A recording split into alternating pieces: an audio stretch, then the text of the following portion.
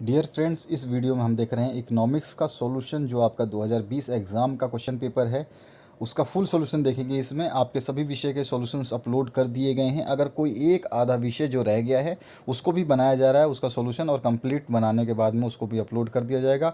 उसके अलावा आपके बहुत सारे जो एग्ज़ाम पेपर्स थे जिसकी डिमांड थी, जिसमें लोगों ने कहा था कि हमें मराठी का पेपर दीजिए, उर्दू का पेपर दीजिए, और भी सब्जेक्ट्स के क्वेश्चन पेपर्स दीजिए, तो वो भी अपलोड किए जा रहे हैं। उन सभी को आप देख सकते हैं। वीडियो की लिंक जो है इसी वीडियो के डिस्क्रिप्शन बॉक्स में है, ठीक है। तो ये जो क्वेश्चन आए थे इस तरह से आए थे। इनमें से आपको ये ऑप्शंस थे, इनमें से छांट करके आपको जो है ऑप्शन चूज़ करके लिखने थे। तो चलिए इसके सॉल्यूशन से स्टार्ट करते हैं। पहला क्वेश्चन जो पूछा गया था, यहाँ पूछा गया था फिल इन द ब्लैंक्स करना था अप्रोप्रिएट जो इसका आंसर है उसके हिसाब से।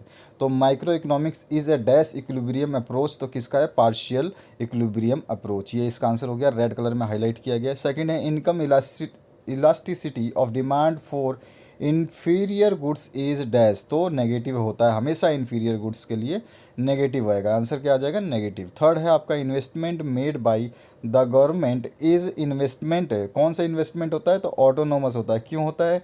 क्योंकि ये सेवरल फील्ड्स में यूज़ होता है, यानी कि वो केवल एक फील्ड में जो है गवर्नमेंट इन्वेस्ट नहीं करता, उसका कोई डायरेक्शन नहीं होता। उसके बाद में आते हैं फोर्थ क्वेश्चन में, dash is a primary function of commercial banks, कौन सा प्राइमरी फंक्शन है? तो एक्सेप्टिंग डिपॉजिट्स। इसका मेन प्राइमरी फंक्शन अगर कॉमर्शियल बैंक का कभी पूछे तो क्या होगा? Accepting deposits. अगर हम बात करें नेक्स्ट क्वेश्चन की, तो यह पूछा when the government revenue exceeds government expenditure it's known as dash budget, तो इसको क्या कहते हैं? सरप्लस बजट हो जाता है। जब भी आपका एक्सीड करेगा तो वो क्या कहलाया जाएगा? Surplus budget. अब इसके बाद में आपका मैचिंग का क्वेश्चन आया हुआ है, ठीक है।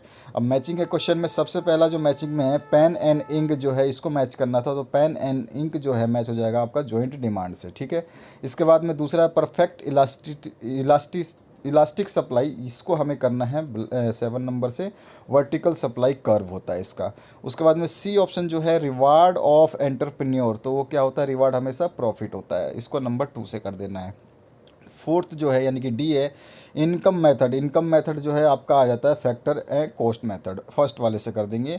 और क्रेडिट कंट्रोल जो है आपका, ये किससे आता है? आपका सेंट्रल बैंक से, ठीक है।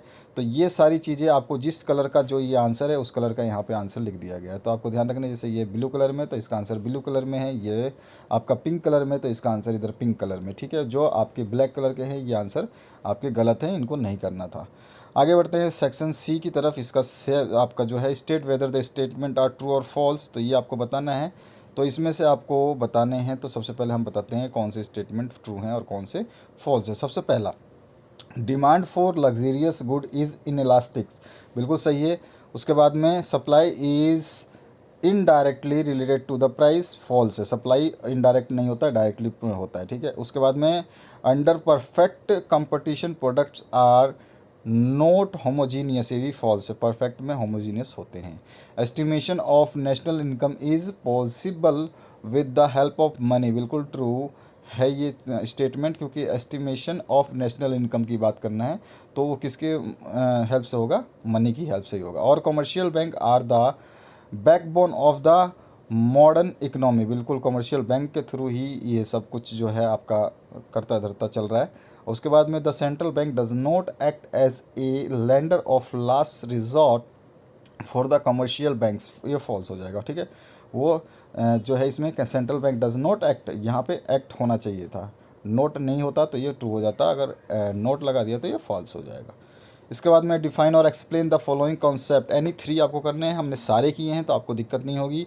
सबसे पहला micro economics, marginal cost, natural monopoly, entrepreneur और जनरल इक्विलिब्रियम और क्लियरिंग हाउस, ये सारी चीज़ आपको बतानी। सबसे पहले माइक्रो इकोनॉमिक्स, ठीक है। तो हर जितने भी आपके ये पॉइंट्स हैं इनको हमने लिखा है, तो सभी को इस कलर में हाईलाइट किया हुआ है, तो वहाँ से आपके आंसर सारे शुरू होते हैं। इसमें पहले है micro economics. Micro economics deal with the economics behaviour of various economic units in the economy such as particular firms, particular household, price of individual product, wages in particular industry etcetera. इसके बारे में दूसरा भी हम बोल सकते हैं, it studies the economic behaviour of the individual firms, household, industry, product pricing and factor pricing as well as allocation of the resources, ठीक है। ये सब आपके माइक्रो इकोनॉमिक्स में आ गए। और भी आप चीज़ें बता सकते हैं, अगर ज़रूरत नहीं है तो फिर भी आप डायरेक्ट लिख सकते, does the study in detail about the tree and not the forest as well, ठीक है। तो यहाँ पे 10 it is in detail about the tree. तो ये क्या है, एक शाखाओं को हम जो है स्टडी करते हैं, नॉट द फॉरेस्ट, यानी कि उसके सारे ब्रांचेस को हम स्टडी करते हैं। उसके बाद में दूसरा पूछा गया था मार्जिनल कॉस्ट। तो मार्जिनल कॉस्ट क्या हो गया, cost in the addition cost incurred the in the product of one more unit of good or services. It is derived from the variable of cost production given that fixed cost does not change as output changes. Hence, no additional fixed cost is incurred in the product pricing another unit of good or service once produce has already started.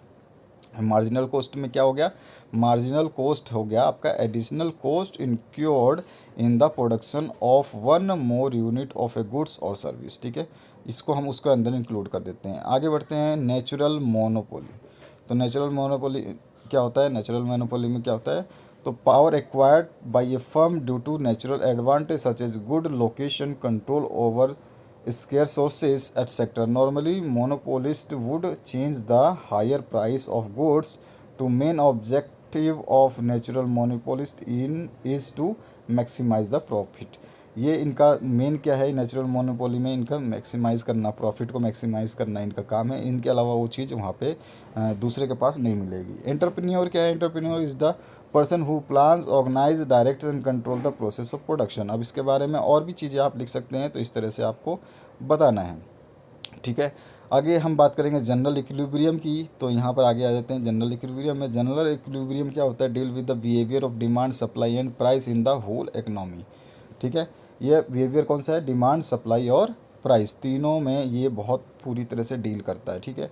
इसके बाद में हम clearing house system का क्या होता है, तो आपके जितने भी कमर्शियल बैंक्स हैं वो सभी के सभी को क्या करना पड़ता है, एक छोटा सा रेशो जिसको सीसीआर बोलते हैं वो सेंट्रल बैंक के पास रखना पड़ता है, ठीक है। जब भी इन बैंक्स में जो छोटे कमर्शियल बैंक्स हैं इनमें डिस्प्यूट हो जाता है, इनमें कोई पैसे की कमी आ जाती है, तो सेंट्रल बैंक के पास जो इन्होंने पैसा रखा है आपस में एक दूसरे से, तो इस पैसे को ही उसमें डाल करके और उसका भुगतान किया जाता है, यानी क्लेम कर दिया जाता है, जो कि कैश जो है, कैश की आफत को कम करती है। कोई भी बैंक भगोड़ा साबित जल्दी से नहीं होता, पब्लिक का पैसा डूबने से बच जाता है। इसके बाद में आते हैं गिव रीजंस और एक्सप्लेन द फॉलोइंग स्टेटमेंट। यानी 3 करने हैं, हमने 6 के 6 कर दिए हैं। Micro economics is known as a price theory, utility is ethical neutral, demand for necessary good is inelastic or old age pension is transfer income, saving is the function of income, as a banker to the government the bank central bank transfers government fund।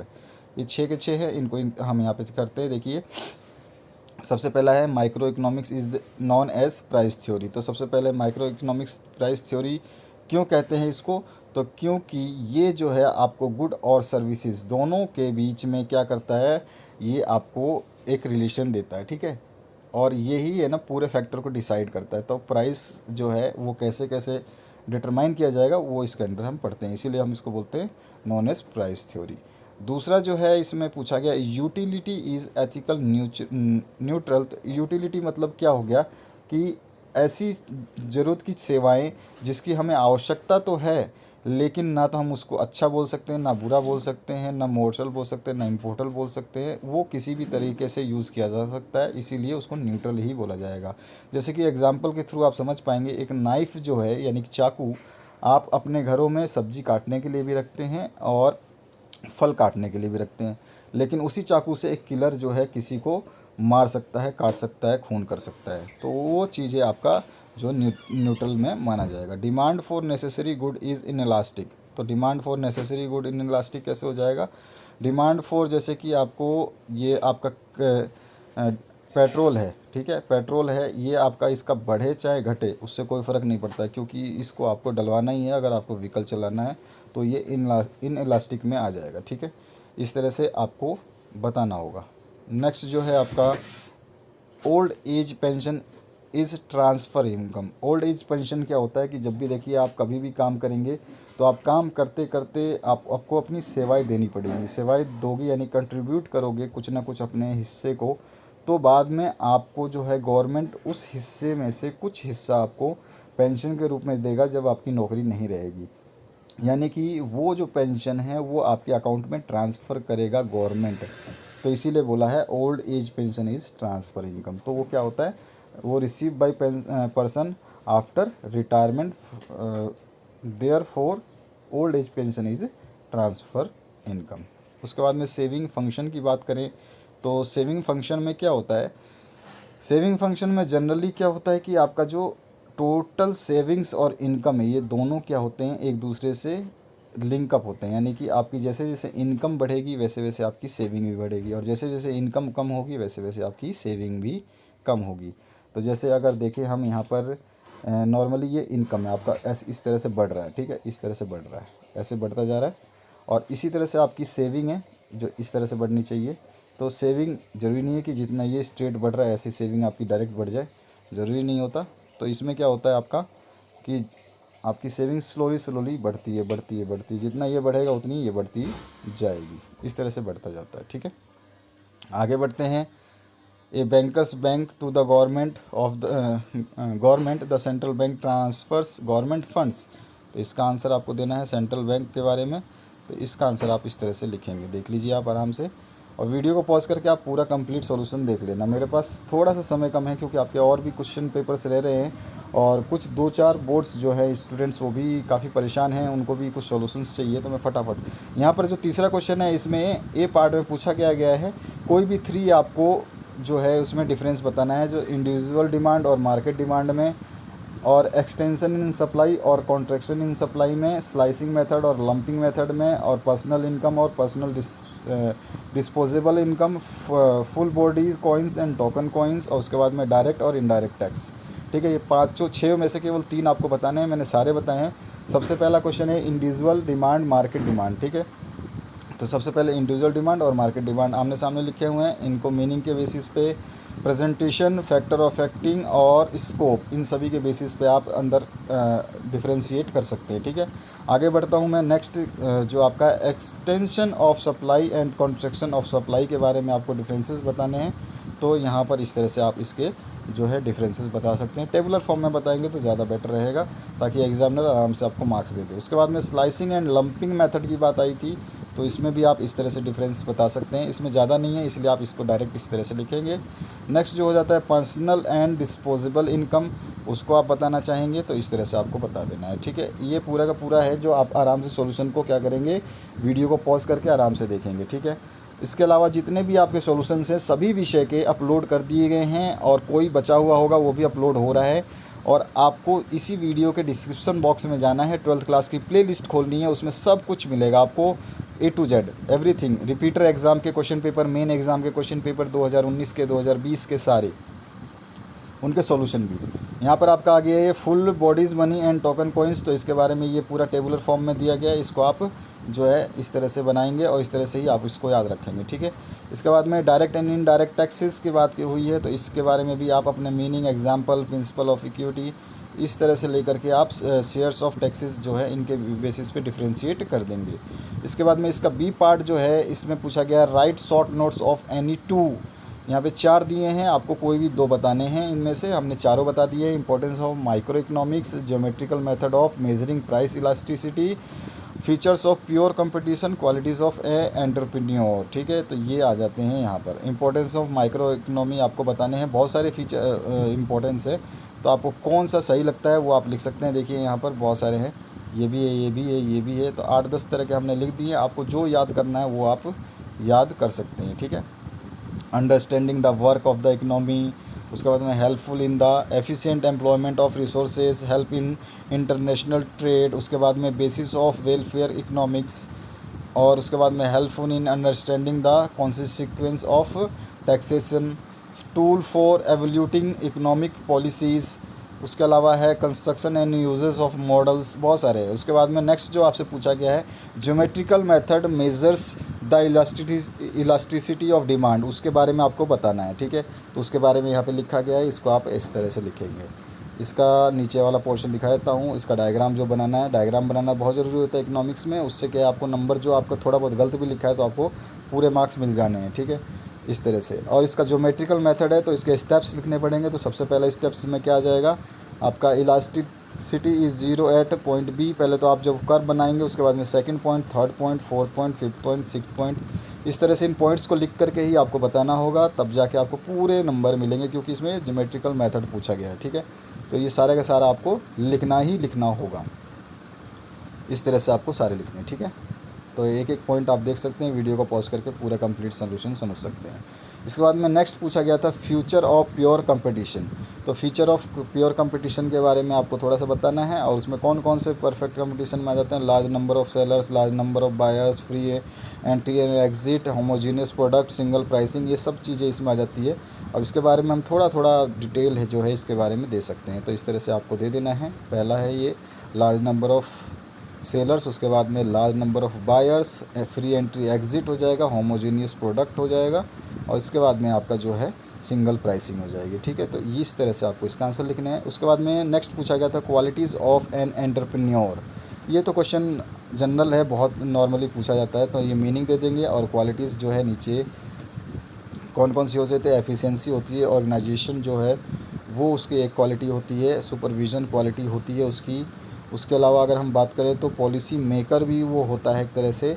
इसके अलावा decision maker तो होता ही है, वो तो बहुत ज़रूरी है एंटरप्रेन्योर की क्वालिटी में। सेल्फ कॉन्फिडेंट होना ज़रूरी है, उसके बाद में आपका इनोवेटर होना ज़रूरी है, और भी आप लिख सकते हैं, इतने बहुत होंगे आपके लिए, 4 भी लिखेंगे तो भी चल जाएगा। Answer the following questions any 3 आपको बताना है। इसमें आपको जो क्वेश्चन दे रखे हैं इसमें 6 दे रखे हैं और 3 पूछा गया है। सबसे पहले explain the law of diminished marginal utility, explain the features of monopolistic competition, explain the DMU पहला है ना, explain the scope subject matter of macro economics, explain the subjective factor influencing consumption function, उसके बाद में आपका explain the various types of loans, और इसके बाद में explain capital receipt and capital expenditure a part of the capital budget. इन सभी को आपको करना है। तो सबसे पहले DMU जो कि आपका डिमिनिश्ड मार्जिनल यूटिलिटी होता है, उसको हम स्टेट कर देते हैं, तो स्टेटमेंट उसका दे देते हैं। उसके बाद में उसका डेफिनेशन दे देते हैं। ठीक है, इस तरह से आपको बताना है, और ये रहा इसका डेफिनेशन। उसके बाद में डिमिनिश्ड मार्जिनल यूटिलिटी जो DMU है उसके बारे में एक्सप्लेन करना है थोड़ा सा, तो उसको डायग्रामेटिकली फॉर्म में हम उसको एक्सप्लेन कर देंगे तो और भी बेटर हो जाएगा। तो इसका जो पूरा का पूरा सोल्यूशन आप इस तरह से देख सकते हैं। ठीक है, एक एक वर्ड यहाँ पे समझाया गया है ताकि आपको कोई भी दिक्कत ना हो। इस तरह से ये पूरा सोल्यूशन है, आप इसको देखेंगे तो नीचे की तरफ और भी मैं दिखा देता हूँ डायग्राम। कोई कोई तो इन क्वेश्चंस को थोड़ा बड़ा कर दिया गया है। अगर इसको बड़ा मतलब साइज़ में ये लेटर्स जो है ज़्यादा बड़े हैं, अगर ये छोटे होते तो एक पेज पे ये सारा सोल्यूशन आ जाता। दूसरा पूछा गया है मोनोप्लास्टिक कंपटीशन, तो सॉरी मोनोपोलिस्टिक कंपटीशन बताना है। तो सबसे पहले मीनिंग बता देंगे, मीनिंग बताने के बाद में ये कंपटीशन के बारे में थोड़ा सा डिस्क्राइब कर देंगे। ठीक है, बस और कुछ नहीं है, तो ये आपका कंप्लीट हो जाएगा। तो इस तरह से आपको ये सॉल्यूशंस जो है देना है। उसके बाद में इसके फीचर्स के बारे में पूछा गया है, तो कौन कौन से फीचर्स है। तो इसमें लार्ज नंबर ऑफ सेलर्स हो जाएगा, प्रोडक्ट डिफरेंशिएशन हो जाएगा। ठीक है, और क्लोज सब्सटीट्यूट्स जो है इसको लिख देंगे, सेलिंग कॉस्ट आ जाएगा, और भी है आपका freedom of entry and exit आ जाएगा जो कि पहले हमने देखा, प्राइस मेकर आ जाएगा, और उसके बाद में नेचर ऑफ डिमांड कर्व आ जाएगा। इसके अलावा 2 डायमेंशनल कंपटीशंस आ जाएगा, प्राइस कंपटीशन एक आ जाएगा और नॉन प्राइस कंपटीशन सेकंड आ जाएगा। और उसके बाद में नेक्स्ट जो पूछा गया है scope and subject matter of macro economics. ठीक है, तो स्कोप एंड सब्जेक्ट मैटर जो है आप बता सकते हैं, इसमें आपका यहाँ पर सब कुछ लिखना है। इसमें आपके कौन कौन से deals with the theory of product pricing, theory of factor pricing और theory of economic welfare. Product pricing के बारे में लिख देंगे। ठीक है, कंप्लीट। आप आराम से वीडियो को पॉज करके देख लेना, इस तरह से ये पूरा सॉल्यूशन जो है। और इसके बाद में फैक्टर प्राइसिंग के बारे में लिखेंगे, और उसके बाद में थर्ड पॉइंट जो है थ्योरी ऑफ वेलफेयर के बारे में भी लिखेंगे। इस तरह से आपको सोल्यूशन, हमेशा जब भी आप एग्ज़ाम में सोल्यूशन दें, सोल्यूशन बिल्कुल कंप्लीट दें, आराम से दें, जल्दबाजी ना करें। जितना पढ़ना है उतना पढ़ें, याद ज़रूर करें उतनी चीज़ों को जितना आप लिख सकते हैं, उससे ज़्यादा एक्स्ट्रा बर्डन अपने माइंड पे ना डालें, क्योंकि आप जो लिखना चाहते हैं अगर वो भी आपको याद नहीं रहा तो आपको दिक्कतों का सामना करना पड़ेगा, एग्ज़ामिनर से आप नंबर नहीं ले पाएंगे। तो ये आपका सोल्यूशन हो गया इस तरह से। उसके बाद में नेक्स्ट जो इसमें पूछा गया, the subjective factors of determining consumption functions, कौन कौन से फैक्टर्स हो सकते हैं उसमें बता देना। सब्जेक्टिव फैक्टर जो है behaviour of pattern fixed by the physicology of human nature, sorry psychology है ये, ठीक है।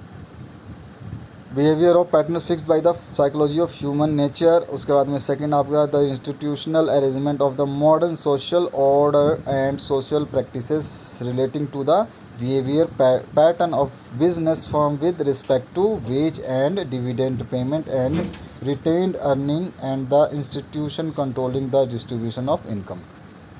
इसके बाद में human behaviour regarding the consumption हो जाएगा इस तरह से। इसके बाद में हम यहाँ पे देखेंगे तो काइजन एनालिस्ट 8 सच इन मोटिव्स, कौन कौन से, एक मोटिव, दूसरा मोटिव, यहाँ पे मोटिव्स जो है काइजन के वो ज़रूर मेंशन कर देंगे। इनके एग्जांपल देना चाहें तो बेस्ट है, तो उससे भी आपको जो है नंबर मिल जाते हैं। तो आपके ऊपर डिपेंड है कि आप कितना याद कर सकते हैं। ज़रूरी नहीं है कि मैंने जो यहाँ पे आपको बताए हैं वो सारे आप याद कर लें। इसमें से 4 पॉइंट, 5 पॉइंट, 6 पॉइंट आप याद करते हैं ना, बहुत बेटर है, उससे बेटर नहीं हो सकता और आपके नंबर नहीं कटेंगे। ये हमें पता है कि हम जानते हैं बोर्ड की कॉपियाँ कैसे चेक होती हैं और कैसे कैसे मार्किंग होती है, ठीक है। इसके बाद में आते हैं नेक्स्ट जो पूछा गया, different types of loan and advance provided by the commercial bank. तो कौन कौन से लोन होता है, तो डिमांड लोन हो जाता है इसका, ठीक है। इसमें आपको ज़्यादा बड़ा नहीं लिखना है, लेकिन जितना भी लिखना है वो लिखना है। इसके अलावा जो है आपका टर्म लोन आप लिख सकते हैं इसमें। इसके अलावा और बहुत सारे लोन हैं, आपके ऊपर डिपेंड है आप कौन सा, ओवरड्राफ्ट लोन भी आप बता सकते हैं। इसके अलावा नेक्स्ट जो बात करूं मैं तो उसकी हम बात करेंगे, सभी के एग्जांपल इसमें और इस सभी को बढ़िया से एक्सप्लेन कर दिए गए हैं। तो मैं आपका डिटेल जो केवल आपको समझाने की कोशिश कर रहा हूँ कि कौन सा क्वेश्चन कैसे कैसे है। यहाँ पे केस क्रेडिट लोन जो है ये भी आपका हो जाएगा। उसके बाद में जो बचा हुआ पार्ट है वो यहाँ पे हमने थोड़ा सा, अब यहाँ पे हमने थोड़े से छोटे लिखने शुरू किए हैं। पांचवा है बिल्स परचेज्ड, ठीक है। इसके बाद में और भी अगर आपका आता है छठा बिल्स डिस्काउंटेड, तो ये भी आ जाएगा, ठीक है। अब इसके बाद में capital receipt, capital expenditure as a part of capital budget को बारे में आपको बताना था। तो कैपिटल रिसिप्ट और इसके बारे में बोरोइंग, रिकवरी ऑफ लोन्स, ये सब चीज़ें उसमें आ जाती हैं, ठीक है। इन सभी को आपको आराम से वीडियो को पॉज करके देखना है। मैं पीडीएफ लिंक भी दे दूंगा इनकी, तो आप उनको डाउनलोड भी कर सकते हैं। पांचवा क्वेश्चन जो है state with the reasons whether the agree और नॉट एग्री, डिसएग्री और क्यों है वो आपको बताना है। रीज़न के साथ में कोई भी आपको एनी 3 बताने हैं। यहाँ पर टोटल कितने हैं, 6। There are many features of utility, yes और नो, ट्रू और फॉल्स और वाई, योर एग्री और नॉट एग्री, ये सब कुछ बताना है। तो सारे के सारे 6 पार्ट हैं इनके, 6 पार्ट को डिस्कस करते हैं। तो सबसे पहला पार्ट जो पूछा, there are many features of utility, तो yes I agree with the above statement, ठीक है। अब ये क्यों है हम एग्री, तो उसके बारे में थोड़ा सा जो है डिस्क्राइब कर देंगे कि वो उसके यूटिलिटी के मैनी फीचर्स हैं, तो उन फीचर्स को लिख देंगे कि हाँ भाई ये फीचर्स तो हैं इसीलिए मैं एग्री हूँ, ठीक है। तो इस तरह से आपको लिख देने हैं उसके फीचर्स। इसके बाद में सेकंड इसमें पूछा गया था various factor influence the demand for commodity. Various factor है क्या, तो I do agree with the statement because following are the determinants of demand, यानी कि वेरियस फैक्टर्स तो होते हैं, तो कौन कौन से वो फैक्टर्स हैं वो हम लिख देंगे। प्राइस है, इनकम है, पॉपुलेशन है और टेस्ट्स है, हैबिट्स है, वो आप बता सकते हैं। प्राइस एंड सब्सटीट्यूशंस है, सब्सटीट्यूट्स है, डिस्ट्रीब्यूशन ऑफ इनकम है, expectation about the future price है, बहुत सारी चीज़ें हैं इसमें। एडवर्टाइजमेंट है, टैक्सेशन पॉलिसी है और अदर फैक्टर्स भी है, तो इन सभी को लिख देंगे। तो इसमें भी एग्री हो गए। There are no exception to the law of supply, तो आई डोंट एग्री। बहुत सारे लॉ ऑफ सप्लाई में तो बहुत सारे एक्सपेक्टेशन है, तो क्यों आई डोंट एग्री, ठीक है। और एक्सपेक्टेशन लॉ ऑफ सप्लाई ये है। तो यहाँ पर आप देख सकते हैं यहाँ पर आपके जो पहला है expression of law of supply जो है ये देखिए यहाँ पे लिख दिया है। तो जो भी आपका ट्रू और फॉल्स है वो आपको ज़रूर बताना है। इसके बाद में यहाँ पे कर्व आ जाएगा आपका, ये लेबर सप्लाई में आप कर्व दिखाना चाहें तो ज़रूरी नहीं है कि आपको बनाना ही है, लेकिन देखिए हमेशा इकोनॉमिक्स की बात करूँ तो इसमें आप जितना बेटर आप डायग्राम बनाएंगे उतना बेटर आपको नंबर मिलेंगे। इसके आगे के जो आपके हैं need of urgent funds, change in fashion, perishable goods और पीरियड ऑफ रिसेशन, इन सब चीज़ों में भी इसकी ज़रूरत पड़ती है। There are many secondary functions of money, तो येस और नॉट, तो yes there are many secondary functions of money. और कौन कौन से फंक्शंस हो सकते हैं हम लिख देंगे उनको, ये देखो भैया ये फंक्शन होते हैं, इसलिए हम इस स्टेटमेंट से एग्री हैं। आगे बढ़ते हैं नेक्स्ट पे। Commercial banks provide many general utility services, तो आई डू एग्री, ठीक है। वो कौन कौन से general services, safe deposit vault करते हैं, remittance of funds and transfer of money करते हैं, लेटर्स टू क्रेडिट करते हैं, रेफरेंस और स्टेट रिपोर्ट्स बनाते हैं, अंडर रिटन और अंडर राइटिंग दोनों चीज़ें करते हैं, डीलिंग इन फॉरेन एक्सचेंज भी करते हैं, एटीएम फैसिलिटी वगैरह भी देते हैं, क्रेडिट कार्ड डेबिट कार्ड जैसी, और भी आप competition of statistics and publishing information, बहुत सारी चीज़ें हैं जो आप इसमें लिख सकते हैं। इसके बाद में central bank is called as the bankers bank, yes और नो, तो यहाँ पर हम करेंगे yes, I agree with the statement. Reason क्या है, central bankers the central bank function है leader coordination of commercial banks in the country, ये लीडर है और इसके जो जो कार्य हैं हम बता सकते हैं कि ये उनके लिए क्या क्या करता है या उनके द्वारा क्या क्या जो है यहाँ पे कार्य जो फंक्शंस जो किए जाते हैं, ठीक है। तो इस तरह से आपका पूरा सॉल्यूशंस आप देख सकते हैं। तो ऐसे ऐसे आपको पूरे सॉल्यूशंस करने होते हैं। ये सॉल्यूशन करने का मतलब ये है कि आपको बताना है कि आप जब एग्ज़ाम में लिखेंगे तो आपको क्या करना है। कई स्टूडेंट्स को पता ही नहीं होता कि एग्ज़ाम में क्वेश्चन तो पूछा गया लेकिन उसका आंसर हमें कैसे लिखना है, स्टार्टिंग कैसे करनी है, हमें एग्ज़ामिनर को कैसे कन्विंस करना है कि हमें वो नंबर दे। तो ये चीज़ें हमें इससे ही मिलती है जो सॉल्यूशन है देखने से। राइट एक्सप्लेनेटरी आंसर, तो इसमें आपको इनको सभी को explain the law of demand with its assumption, what is elasticity of demand, explain types of elasticity of demand, what is national income, explain the theoretical difficulties involved in the estimation of national income, any two करने हैं, और what is aggregate supply, explain the factors determine the aggregate supply। तो हमने तो चारों करे हैं। सबसे पहला है assumption of the law of demand, तो इसमें no change in income level, no change in consumers taste, no change in prices of substitute good, no introduction of any substitutes. इस तरह से ये सारी चीज़ें हम इसमें बताते जाएंगे। और इसके अलावा भी है आपका no anticipation of price change in future, और no change in size, sex and age composition of the population.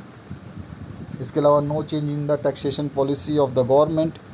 आगे बढ़ते हैं नेक्स्ट, इसका सेकंड पार्ट जो पूछा गया इलास्टिसिटी ऑफ डिमांड, इसके बारे में पूछा है। तो price elasticity according to Marshall क्या है, according to P A Samuelson क्या है, सैमुअल्सन। और उसके बाद में हम types of elasticity of demand पूछा है क्वेश्चन में, तो हम बता देंगे कौन कौन सी टाइप्स हैं। तो इसमें प्राइस इलास्टिसिटी, इसमें जनरली 3 होती हैं तो 3 बताएंगे। प्राइस इलास्टिसिटी हो जाएगा, इनकम इलास्टिसिटी हो जाएगा, और इसके बाद में एक और आएगा आपका 3 क्रॉस इलास्टिसिटी ऑफ डिमांड, ठीक है। ये बस इससे ज़्यादा हमें नहीं लिखना है, जितना पूछा जाए उससे ज़्यादा लिखने की आवश्यकता नहीं है। Difficulties in the measurement of income, national income जो है उसको मेजरमेंट में कौन कौन सी डिफ़िकल्टीज़ आती है। तो 2 डिफ़िकल्टीज़ है, एक थ्योरेटिकल और एक प्रैक्टिकल। थ्योरेटिकल में कौन कौन सी आती है, तो इसमें ट्रांसफ़र और पेमेंट्स आ जाती है, उसके अलावा आपका इनकम ऑफ फॉरेन फॉर्म्स आ जाती है, ठीक है। ये सब चीज़ें हो गई। उसके बाद में अनपेयर सर्विसेज आ जाती है। इसके बाद में आ जाता है आपका जो है आपका इनकम फ्रॉम इलीगल एक्टिविटीज़ हो जाएगी, ये भी आ जाएगा, ठीक है। इसके बाद में 5वां आ जाएगा ट्रीटमेंट ऑफ गवर्नमेंट सेक्टर्स आ जाएगा। प्रोडक्शन फॉर सेल कंजम्पशन, ये भी इसमें आ जाएगा आपका। उसके बाद में चेंज इन प्राइस लेवल्स में आ जाएगा, ठीक है। ये सारी चीज़ें आ गई। अब एग्रीगेट सप्लाई का मीनिंग बताना है, और उसके बाद में हमें जो है इसके बारे में जो भी पूछा गया वो बता देना है। तो ये एग्रीगेट सप्लाई है। इसके बाद में इसका डेफिनेशन जो है केन्स के हिसाब से क्या है, इसमें एग्रीगेट सप्लाई में जो फंक्शन है वो किसके किसके फंक्शन हैं, एन के, एल के और टी के। इसमें एन क्या है, नेचुरल रिसोर्सेज है, एल स्टॉक ऑफ कैपिटल है, और के सप्लाई ऑफ लेबर है, और टी है स्टेट ऑफ टेक्नोलॉजी, ठीक है। The main determinants of aggregate supply कौन कौन से हैं वो हम बता देंगे। नेचुरल रिसोर्सेज है, सप्लाई ऑफ और लेबर है, उसके अलावा जो है कैपिटल है। आगे बढ़े तो हम स्टेट ऑफ टेक्नोलॉजी है, और यहाँ पर जो है आपका ये लास्ट जो हम पॉइंट लिखेंगे तो 10 aggregate supply is function of NLKT। तो ये था आपका पूरा सॉल्यूशन इकोनॉमिक्स का। होप आपको अच्छा लगा होगा। आपके सारे सब्जेक्ट इसी वीडियो के डिस्क्रिप्शन बॉक्स में 12th क्लास की लिंक है, उसमें मिल जाएगा। कोई भी दिक्कत हो कमेंट कर सकते हैं। सारे क्वेश्चन पेपर और सारे सॉल्यूशंस अवेलेबल करा दिए गए हैं आपके लिए। धन्यवाद इस वीडियो को देखने के लिए।